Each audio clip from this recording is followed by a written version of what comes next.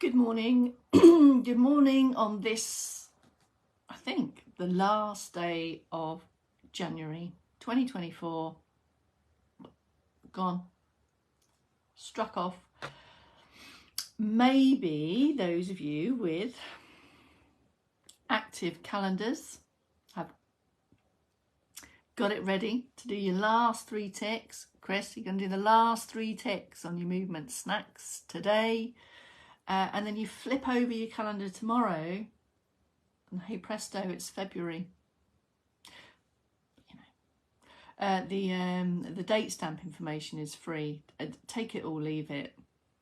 Good morning, Miss P. Good morning, Vivian. Bolton's in, Patabit's in. Good morning, Muriel. I think this is a new name. Welcome to the Merry Band. Morning, Super G. Wind's back in Knee, Scotland. Northeast. I know what that means. You just found me. Yeah, I've been really scuppered on the 56 lives. I generally go live at about 56, leaving about 4 minutes of preamble ramble. And then I had some messages. Sorry, folks. Morning, Maya. Morning, Margaret. Margaret Wood is in. Oh, no. Is it a 5862 already, George? Can I even just have a quick slurpage? Thank you for your good morning, Maya. Morning, Sheila. Morning. Is it the collective in, Sheila, or just singular? Bit frosty. I was hoping, thanks, George. I was hoping for a balcony-based movement snack this morning, but I stuck my head out the door and thought it's too windy, blustery. Yeah, I can put a hat on, but I didn't know if you were going to get wafts of wind up your microphone. Where is Carol Elliott? This is the question of today. The collective are here. It's a boom boom. Both are in. Good morning. Good morning. Right, I'll have a final slurp, and then we'll get on with the movement snack. We're on the downhill towards spring. There's been a definite change in temperatures, so much so I've got my shorts on today. I'm just giving you a warning before I stand up. I'm also in bare feet because that's my most comfortable situation first thing in the morning. Not suggesting that you all take your shoes and socks off. Wear what is comfortable on your feet. Morning, Bridget. And here we go. Let's get going. ATM movement snack, 31st of January. Blimey. So, I'll get this out of the way. My seated option today is sofa. We're in the sofa zone. External support close to hand. Fixed firm support, a table or a bit of roof, something fixed and firm. If you know that a fingertip touch is going to help with some extra support, helping you move more freely. So for now, here are your standing prompts for your circulation boost. A couple of minutes of circ boost. Set yourself up confidently, have a gap between your feet, go for some extra lift and extend. So a more upright position, and then start steady, stay steady is my mantra for circ boost. Circulation boosting does what it says on the tin. It boosts the circulation, it increases the blood flow. Use support as you should wish. So the aim at this moment is to not feel a wobble. We're not looking for a balance challenge. The aim is to gradually get your ankles, feet and toes ready for your day if standing activities are in your day. Give a thought to what's happening through the trunk position here. So a more upright posture is going to help with movement around the hips, it's going to help with balance, it's going to help with breathing, it's going to help with the arm movements when you bring them in. You're going to need your arms and your shoulders and your shoulder blades today. So this steady rhythmical movement is also going to get all those joint actions, all those landmarks of your body ready for your day. If you know that a bit of a handhold or a fingertip touch offers more support and confidence, use it. Switch between left and right there if you should need, or maybe take a wider base, get balance down the bottom end, extra lift, and maybe take your arms in isolation. Big and slow is the aim here. The movement is from the shoulder. You've got a bent arm position. This is going to give you more control, more range of motion. And all of that rhythmical, steady movement is going to bring with it a light lift in the heart rate and some deeper breaths. Here are your seated prompts if you would like. I'm in the sofa, so it's a bit squidgy and soft, so that requires more effort, more lift and shift. This in itself is a huge beneficial skill to rehearse and practice regularly. Then take the upright position and then take your arm march, arm swing, arm movements, whatever you want to call them. Keep it steady and rhythmical and focus on moving from the shoulder. Other options could be a diagonal march. This brings in some extra controlled trunk turn. Everything is at your pace, your speed, your range. Rest, have a slump when you need, rebuild back into active sit positions. And if you're working towards standing activities or you are on your feet today, at any point, have a bit of a focus around the feet here. Go for the foot bend or the toe hinges, as I call them. Activate the feet. You need your feet if you're going to be on your feet today, and then you might want to go for the low lift. So you've almost got this push, the feet push the leg up. Keep the knees as low as you can. It's not about the hips here, it's about the ankles, feet and the toes. Get them engaged and moving, and there's your arms and legs all in together if you'd like, or keep it as separates.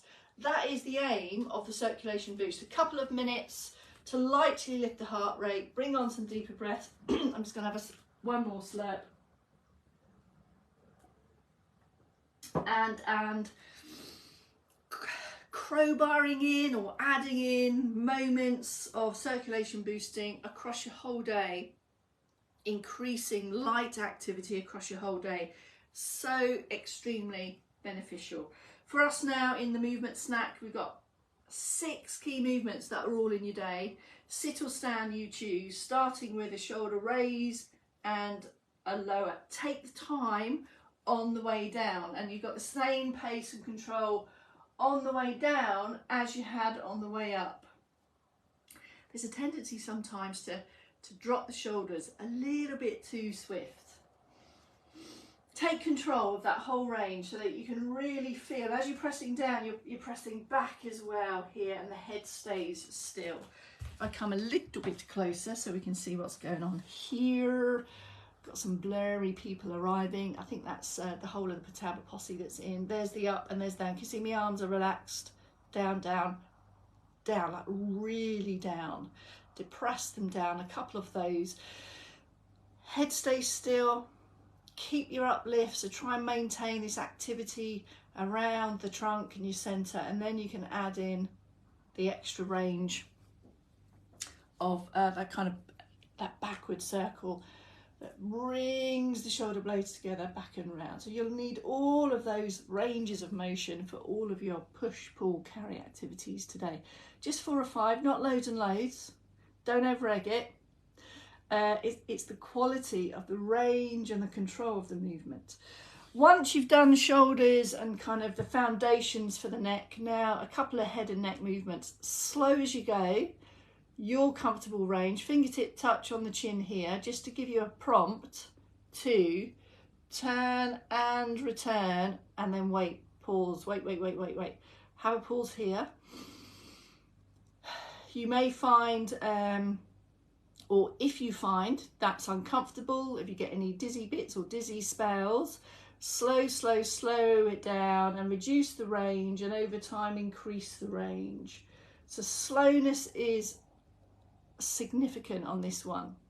Slowness and control actually is significant on all of them, but because you've got your vestibular, all your balance mechanisms are in between your ears and in your head and in your brain, and inputting through your eyes. So there's a lot going on when you turn the head. So have a pause in the middle, wait, slow turn, and aim to keep the chin level with the floor, so avoiding a lift or a dip of the chin. So if you start to feel that the chin is raising, you could kind of put your hand here, and then you can aim to keep contact and then back to base. And of course the head is really heavy, so being comfortable to move the head and adjust the head position as part of daily life is critical. If the neck isn't moving comfortably, the head is heavy, and it will very much change your postures throughout the day.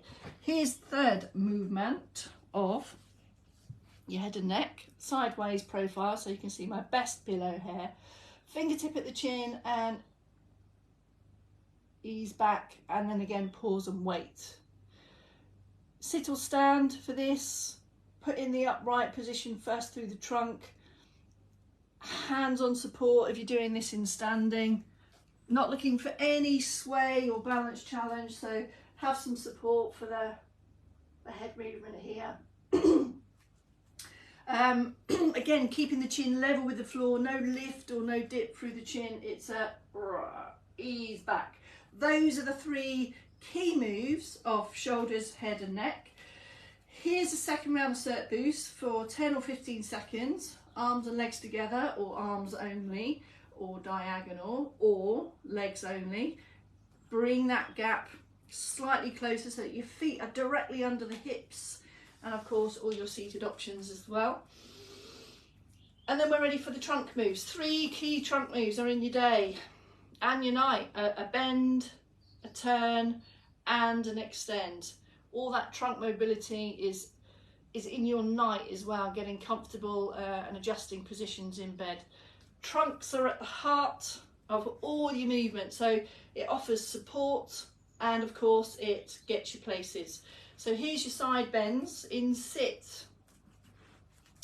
Come away from slump. So if you feel you're slumped, just kind of putting an imaginary guide on the pelvis here to kind of tilt it to here, increase the gap in the distance between your rib and your hips, and now you can take a bend and return, aiming to keep your feet 50-50, the weight across your buttocks 50-50. So as you bend, aiming for no weight shift, so you're not lifting or shifting through the hips. It's a bend and return. Wait in the center always. Maybe have a pause or a pit stop if you should need. And then start small and build the range of motion. You might want to bring in a hand as if reaching down to the floor. Obviously that's one of the applications of this movement, so you can reach to lower levels more confidently. Take it with control and aim to come back at the same pace as you went down. The tendency is to drop down and clamber back. So aim for smooth range, equal range down and back. Start small, build over time. In stand for that one. Remove the balance challenge or ease the balance challenge by taking a wider stance. Use the support if you should need. Lift up, hips stay absolutely still, and there's the bend and return. Nothing moving down the bottom end. Bend and return. So your legs act as your support, your stabilizers. They're fixed and strong so that you can have comfortable movement at the top end. From here, from this wide stance, then take little steps back to base, have a switch off, have a moment, and then set up for the next movement, which is the trunk turn. I'll stay in stand first, so wider stance again, support if you should need, anchor all your anchor bits, and then aiming to turn the top end, but the bottom end doesn't. And if you like a visual, headlights on your hips, they don't move. A headlight on your sternum as the searchlight. So that's the only bit that moves. Obviously that analogy only works if you're in the dark, or it works better in the dark. Okay, so this bit doesn't move, so that you've got all this support, and then you can better turn. Extend and lengthen the spine before you turn. It's a relatively, actually, small range of motion. When you don't move the head and you don't move the shoulders and you don't move the hips, see what you're left with. there. Goes without saying, trunk turning is in all of your kind of reaching, grabbing activities. It's also in walking. It's in every activity. You're going to need to turn and adjust the trunk position for washing, for dressing, all of that. So keep your trunk moving. So that's the bend and the turn. Your pace slow. Remove any momentum. No forcing. It's just your comfortable range. Repeating and practicing over time. The third movement is the back extension, the lift and extend.